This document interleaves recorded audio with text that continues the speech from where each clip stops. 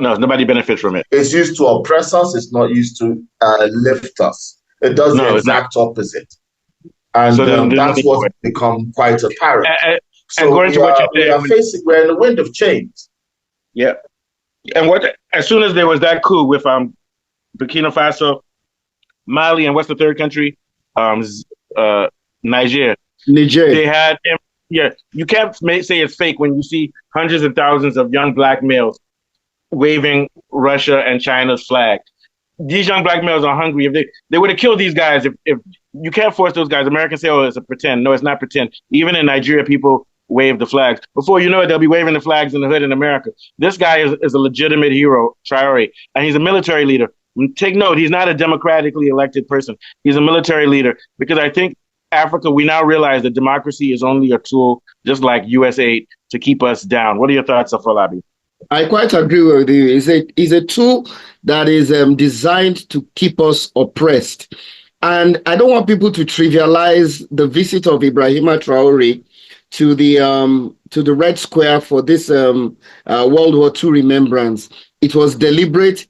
It was expertly organized and well choreographed. I mean, Ibrahima Traore was flown in by a Russian VIP aircraft. That shows that Russia really, respects the guy. And it shows the growing ties between Russia and Burkina Faso.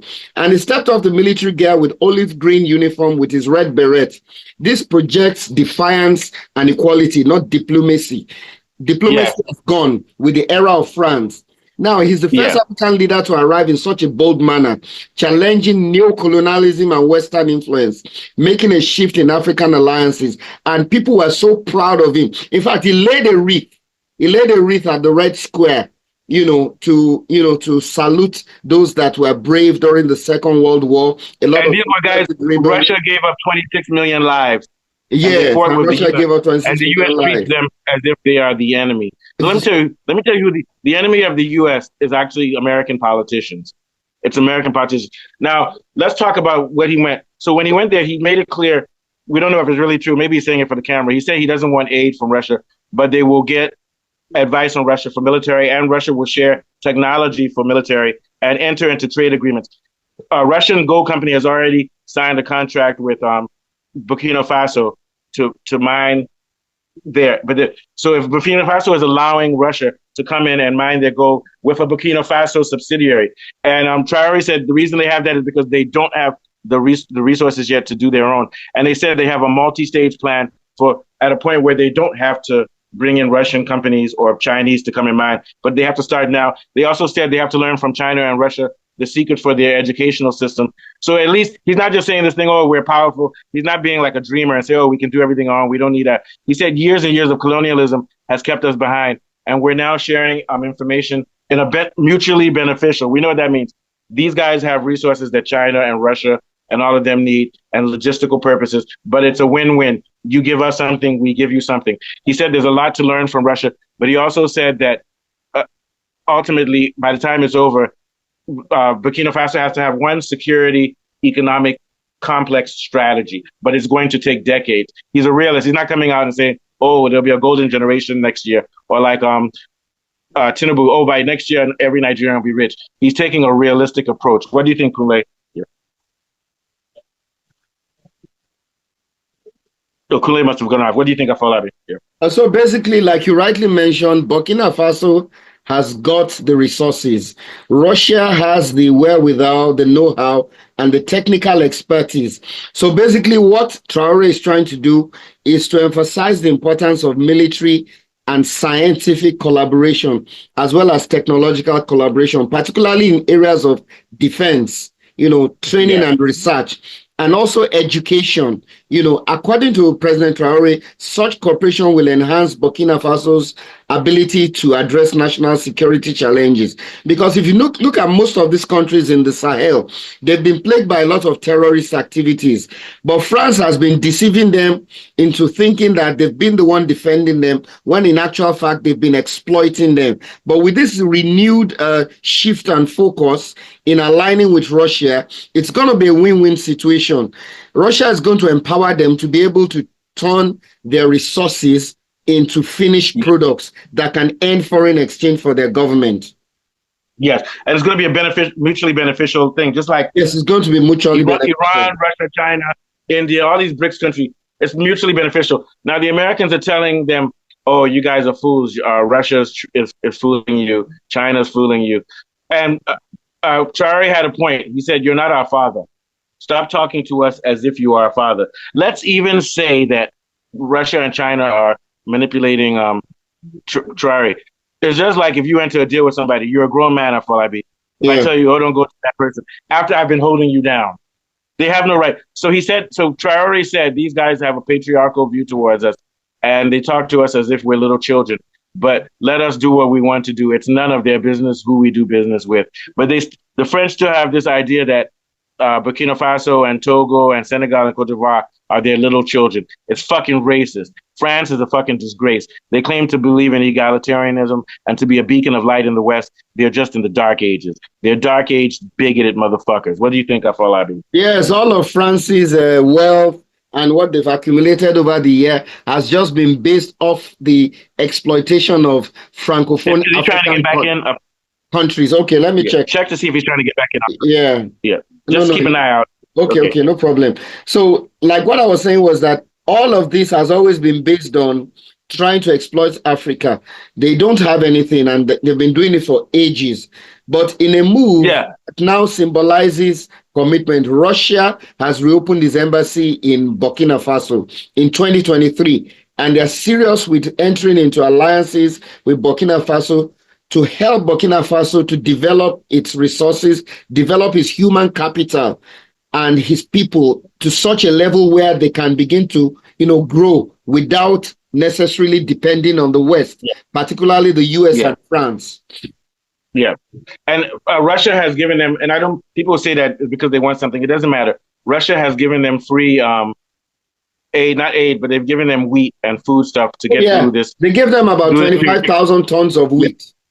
And trust me, if they don't give it to them, they'll throw it, they'll have to burn it because Russia overproduces wheat. They produce so much of it that they have no need for it. And so they sent it to these guys. That's a goodwill gesture. And all of us as Africans will continue to see the way that Russia and China interact. And as soon as we see that they're manipulating, all of us will speak out against it. But for now, this is very, very good news. Any last thoughts you would like to have?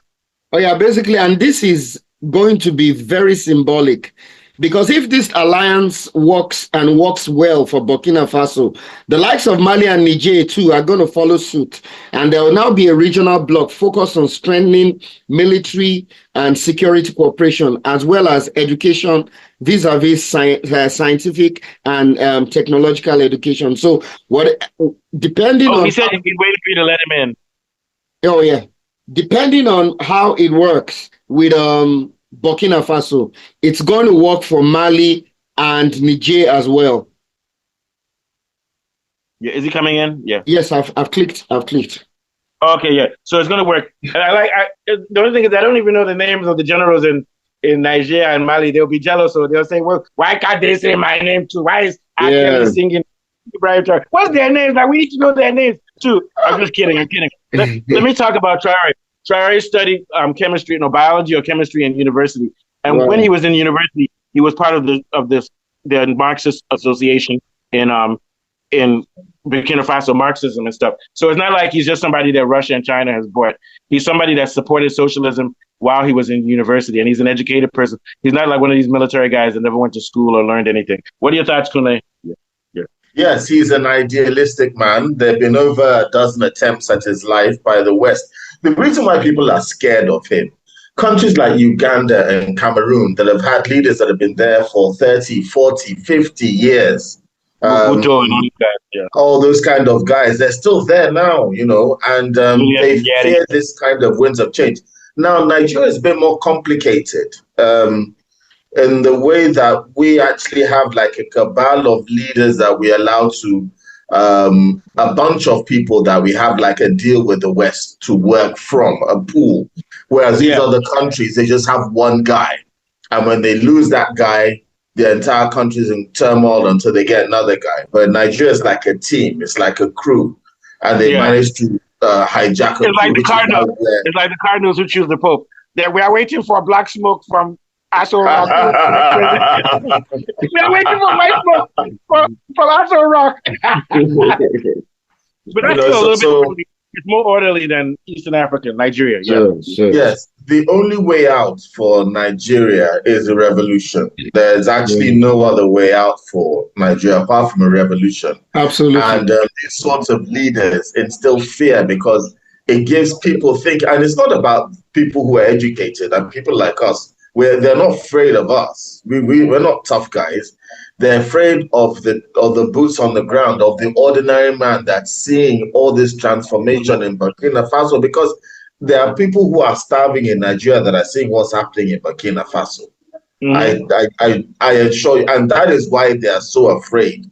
Even me, to the point where the more I you want to go and fight settle it, in the Burkina worse Faso. you make. I'm serious. Yes. I want to go and settle there. I'm serious. But I'm not the going. funny thing about the foolishness of approaching it with an oppressive nature is that the more you oppress it, the more popular you make it. Nigerian government is very slow, very stupid, and very authoritarian, and thinks that it's doing the right thing. But all they're doing is pouring kerosene on a fire, and they keep repeating this same oppressive, repressive mistake over and over and over. They can't stop.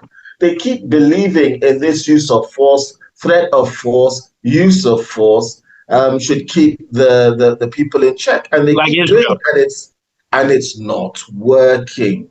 It is actually not working. And they need to rethink because might is right doesn't rule. Yeah, but eventually the young boys, especially in the Eastern Belt, in the eastern part of the country, they will rise up. And eventually young boys in the Middle Belt, and then eventually young boys in the North, Kano and those places, even though the the emir says, oh, follow what the government says. When you know it and you see Boko Haram, you will also rise. Young people in Nigeria will rise up, and it's going to be very bloody.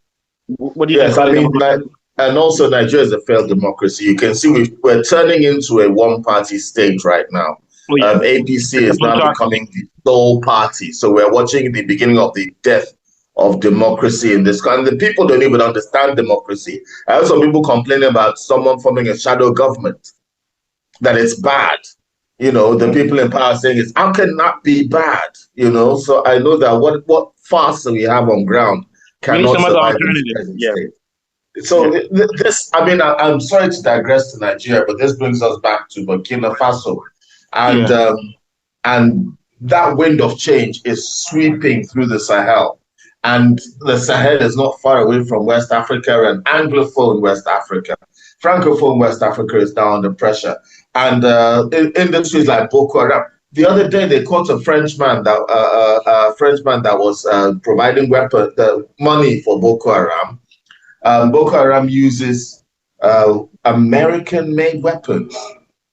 I mean, that's just a lot of those weapons were sent to Ukraine. Why can't they just be smart and buy AK-47s off the black market? A lot of them use M16 rifles, which is American. But they don't even bother doing that. They're selling them M16s. I mean, but if they don't buy from America, America will destroy them because America created Boko Haram, so they have to take. No, but what I'm saying is that if they were to buy from AK-47s off the black market, then America can say we are not the ones doing it. But by buying Americans are so greedy. They're telling the world that they're so greedy that they want to sell. You have an excuse. So Kunle, what happens is they're so greedy they want to send their own weapons because they get paid contracts, and they want people to see that those weapons work well, so that other terrorists buy it. They're stupid. They're very stupid. But your point is, when I watched Lords of War, Warlords, or one of these films, and the way that I understood that, the way that America arms these countries is through private contractors. They have private contractors in order to keep America's hands clean. And those private contractors go out and source the weapons for them. So I don't understand why those private contractors didn't source, well, like you say, they want to make a profit, but why do they want to make a profit off small arms to Western countries? The money is tiny compared to the kind of monies that America did. Yeah, it doesn't make sense because I don't understand that. I'm still destabilize the region. They're not too smart. All right, so this has been a good show. We're done for today. Tomorrow we're going to talk about, what was the link I sent you, Kunle? We're talking about tomorrow. Let me see. But yeah, go ahead, follow me. What are your last thoughts? Yeah, basically, I think it's a win-win situation, and Russia is emphasizing the awarding of scholarships to a lot of Burkinabes. In fact, they said they've awarded already about Oh no, it's not me again, 35,000 is it? scholarships for Burkinabes, Young especially people, like, in science and technology. Also, in the military aspect, the Wagner Group that was formerly under Prigozhin, that are now under Putin, are going to help in developing and training their military. So I think Burkina Faso is going to really benefit from this alliance economically and yeah, strategically. yeah. And they need to have Putin and China there because if not, they would have killed him. They would have killed Traore by now. Yeah, Sorry. tomorrow we'll talk about new economic world order and Europe's suicide. Basically, Europe should have built their own economy and anticipated for losing African resources because now Oh, that they yeah. don't have African resources and Trump is ditching them, they have to now. And they said Europe was going to make its economy based on coal and steel because they have that, but they're so far behind So now. is it me or does Biodo look a little bit like Traore's younger brother? Yeah, he does. He doesn't look like it. Yes, you are right. He does. He actually does. We need to buy him a beret, a red beret. All right. Okay, guys, nice one. Take us out, Afolabi. Yeah. Okay, Moose, please send me the link for tomorrow's show. And it's been a wonderful African political show from Kule and Mustafa. It's bye for now. Yeah, I'll see you guys tomorrow. We're not going to talk about football. We'll talk about that later in the week. I tie out. Okay. Okay, bye.